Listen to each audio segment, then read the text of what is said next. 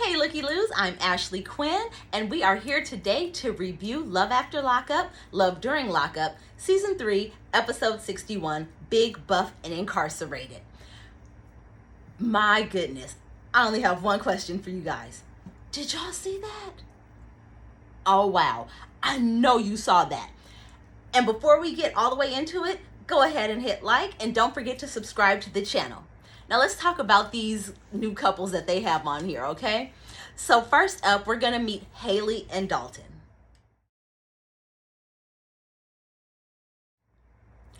And yes, they are just as much of opposites as their pictures make them out to be, right? So we have Haley, and Haley lets us know that her and Dalton were in middle school together, and that Dalton was like the really popular kid, all the girls liked him, blah, blah, blah, and she was not so much, right? And she totally remembers him, but he really does not remember her, and it seems to be kind of a little sore spot for her, right?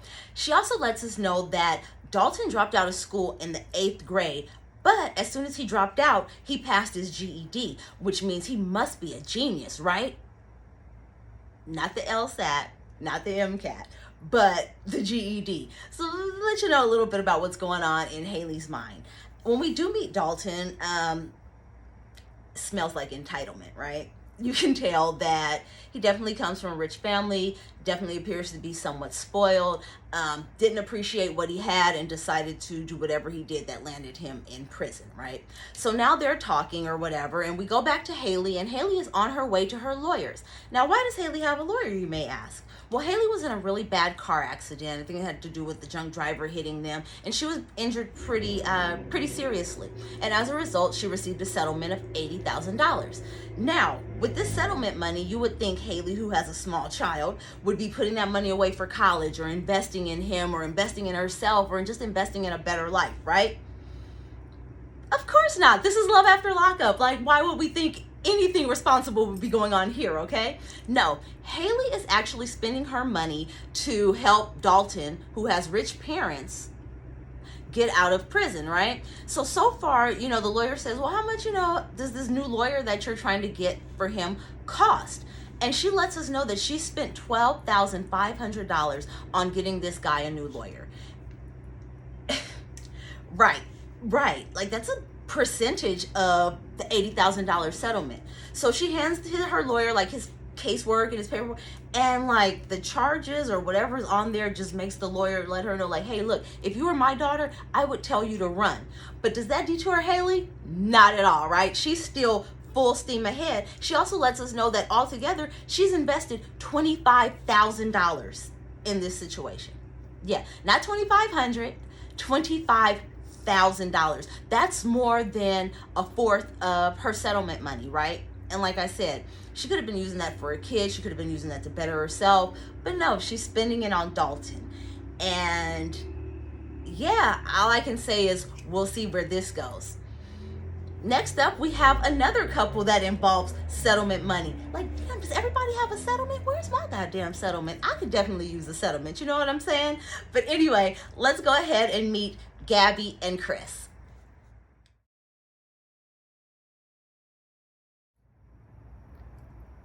Okay, so for Gabby and Chris, I've been paying attention a little more, and so I can at least tell you that Chris is in jail for drug possession and gun possession, right?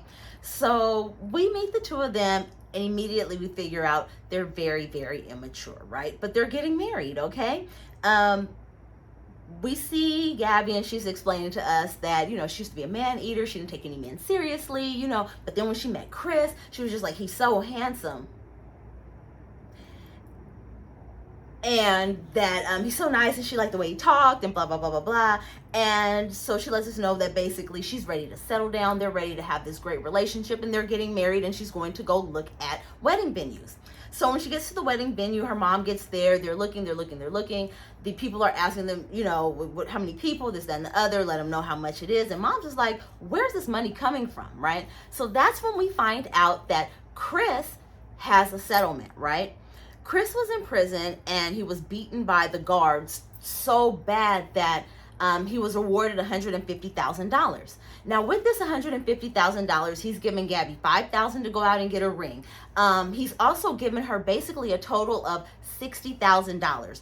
And with that $60,000, Gabby has paid off credit card debts. She's gotten furniture. She's bought food. And she's gotten herself a BMW. You know, all those things that they're going to need when they get out. Let her tell it, okay?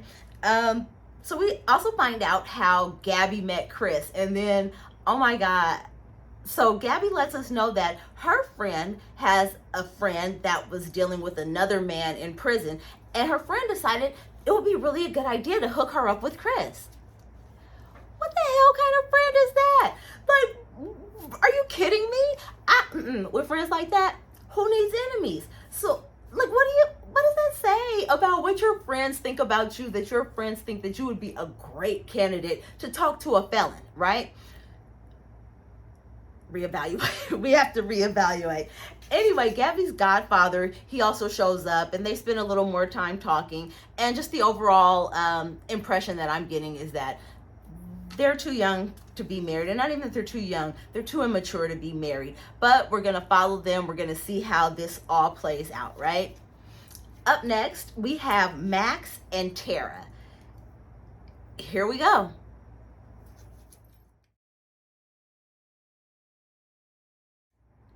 So we find out that Max is 24 and that Tara is 37.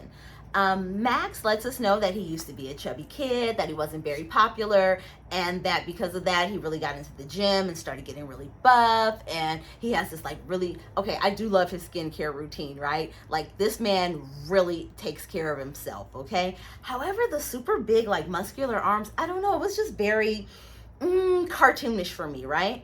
Now, during his little expose, when he's telling us about himself, we also find out that he was cheated on in the past. And because of that, he has trust issues, which is really interesting because he's 24 years old. You know, it's like, sir, you got a lot more life to live. How long could... Anyway, everybody's experience is their experience. So because of this, Max says he really enjoys dating women that are incarcerated because he knows where they are. Max, no, Max, no, Max, this is not what we do. This is not what we do. But this does harken back to what I've always thought about these people that like to get these people in prison. It's a control issue because it's like you could, I mean, you know, it's not just that they like people that are down on their luck, because you could get a bum off the street, right? You could pick up anybody and take care of them, right? But they are not going to be necessarily in the same spot where you left them every time. With these prisoners, when they come home, they're on parole or probation, they have an ankle monitor, all this stuff. So it gives them more time to be in control of them, right? Also, they can always dangle, I'll call the police on you, you know? So anyway, sorry about that. Back to the story. So we meet Max and we find out that he's only seen pictures of Tara, right? And most of the pictures that he's seen of her are before she went to prison. And then he also has seen her mugshots, and their mugshots, yo, man, yeah, she's saying 37, but I feel like she's every bit of what, 45, 47, but then again, it also smells like meth, so who knows, right? So he's really anxious to see her, to see what she really looks like, and they have a video call scheduled for the day that they're showing, right? So he gets his ring light and he has his laptop and he's all ready. Does a skincare routine. He's dressed really nice. He's finally gonna meet Tara, right? So as he's sitting there, no call, no show. And he doesn't meet Tara. And he's really disappointed. So disappointed. In fact, hey, you ever been so mad, like when you're walking away, like either your clothes get caught on the door or like you trip over something?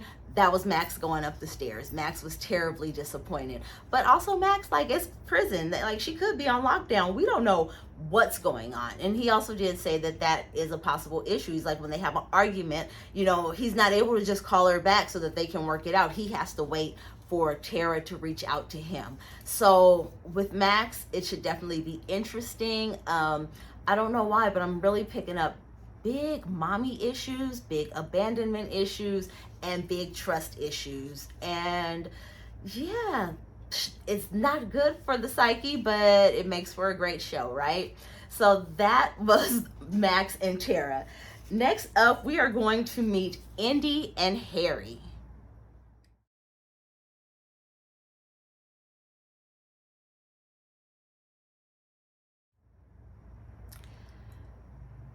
Indy and Harry. Boy, oh boy, where do we even begin? Let's start with Indy is 29 and Harry is 23.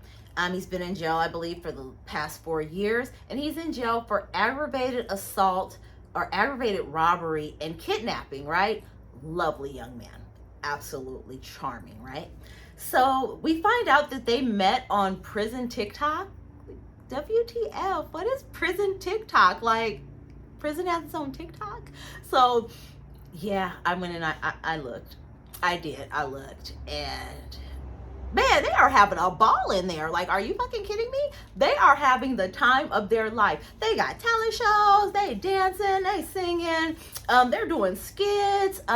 They were levitating people. It looked like a whole, like, prison slumber party, right? So, oh, and they were also, like trying to introduce themselves to women, like, I guess, who are interested in prisoners, and they are on TikTok. I don't know. Like, this is the craziest stuff I think I have ever seen. Like, it's absolutely nuts. So India lets us know that I think they've been together for like 8 months, but Harry is her spiritual husband.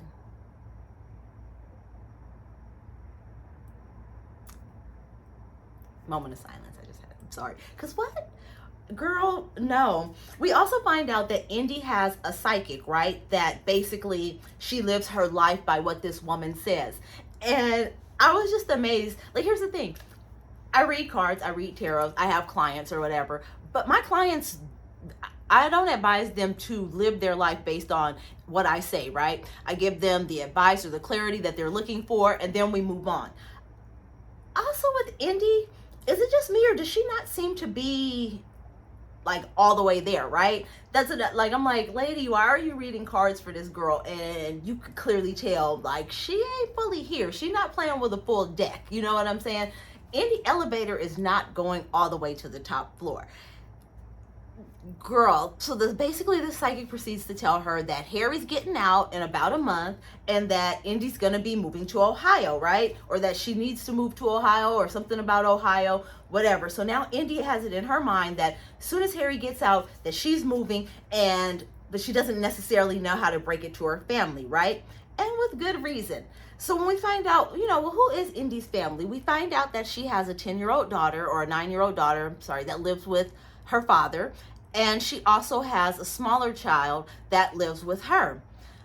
She's going to announce to her family that her and her younger daughter are going to be moving to a whole nother state with some young man that's just getting released from prison for aggravated robbery and kidnapping.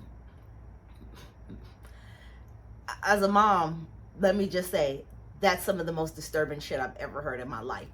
But okay, she's talking to her sister first, and she's telling her sister all of this, and her sister is just really looking at her like, have you lost your mind? And I think that's how everybody at home was looking at her too, right? Her sister was like, I'm tired of this. And then, like I said, it's almost as if Indy bases everything in her life and everything that she does around what her psychic tells her. And her sister is like up to here with her, right? She's had more than enough. Her sister's like, whatever, you need to tell mom.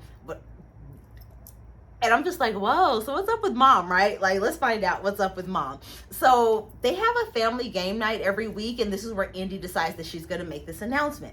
So she's cooking, they're talking, her brother's there, her uncle's there, I think her brother's girlfriend, the sister's there. Really, it seemed like a really cool family, really wholesome family, really happy family. And Moms gets home.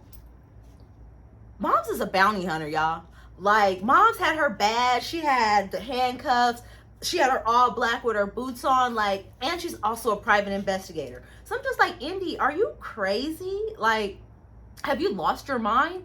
So Moms comes in, and Moms is like, man, I had to tackle somebody today. These people got my nerves. And I'm just like, oh, snap. Moms is like, real deal with it, right? Like, girl, what are you doing? Okay. So Moms comes up, she's like, I'm about to change my clothes. So they proceed to change their clothes, everybody goes upstairs, and we can't even have a good night, right, before Indy has to make this announcement.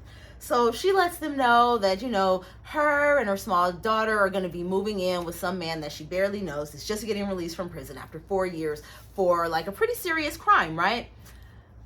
When I tell you that her mom is not with it at all, at all, at all. And I'm with the mom. It's like, you know what? Basically, if you want to go and be dumb, you go and be dumb. But you're not taking my grandbaby to go be stupid with you. And that's a really fair point. Like, I can't even fathom like thinking that that would be something acceptable to do. Like I said, if you're single and you don't have no kids and it's just you or whatever, that's fine. Do what you want to do. You know, if he serial kills you, you know, it's just you, right? Don't take the kids though, not the kids. Like, don't take the kids. But Indy seems really hell-bent on this situation, right? And so after that, Harry calls, and Harry is just like, hey, look, you know, they're right. I'm in prison, excuse me. They're going to have to get to know me. They don't know me. It's going to be a process, you know? And I'm like, wow, Harry's 23 and he has infinite more sense and common sense than Indy. So I know how this is going to work out, but I'm really curious to like see exactly how the train wrecks. You know what I'm saying? Like, did it fall off the track? Did like something go on the track? Like, what exactly happened here? But we shall find out. And that brings us to our last couple of the evening, and we get to meet Tay and Hottie.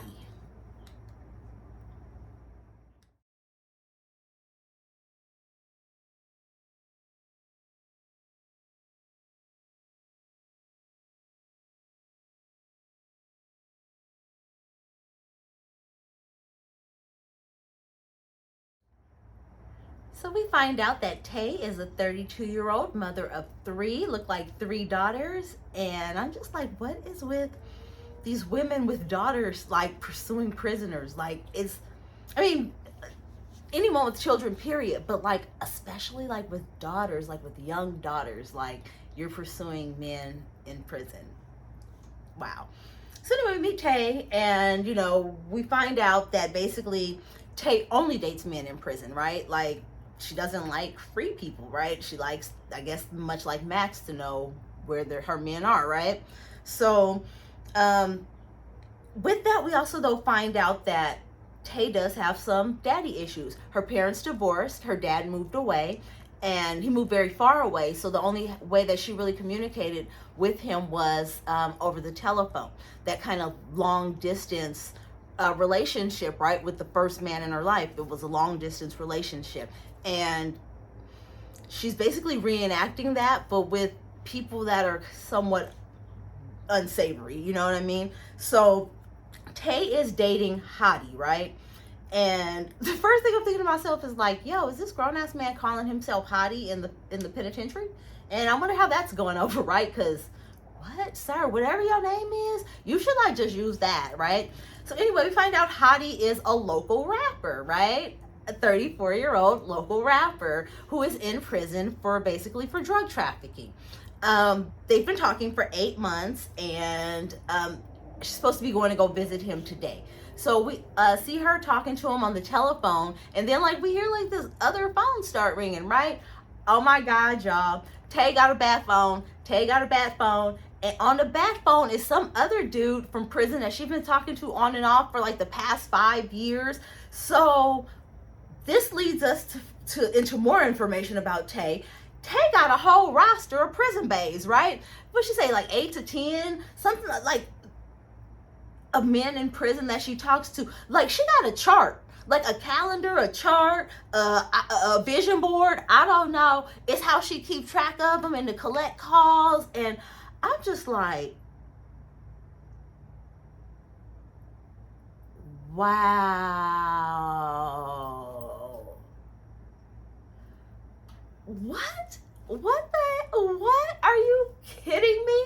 Like, no ma'am. Is this what you're showing your kids? Like, how do CPS not step in at some point and be like, no. You unfit. Mentally, you're unfit.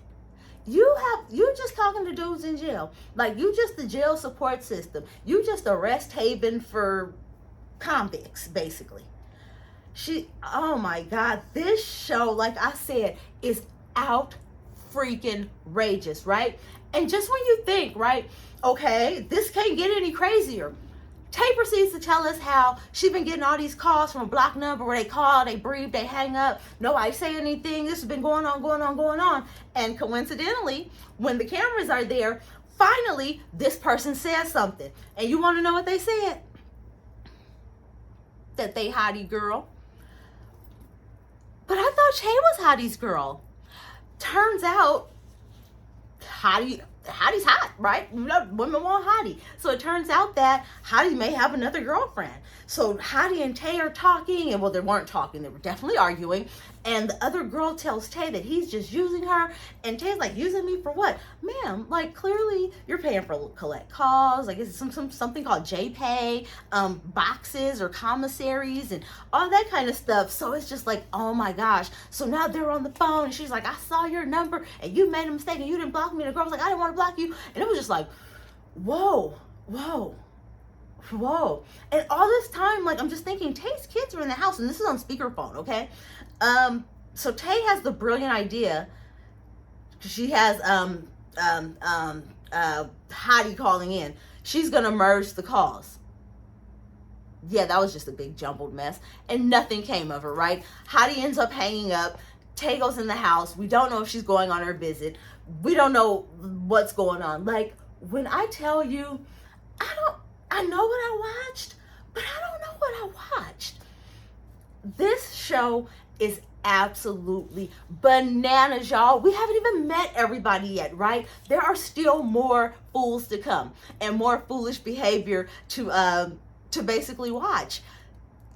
WeTV, Sharp Entertainment, you have done it again. You have absolutely done it again. So we will most definitely be back next week to take a look at this. That's what I saw.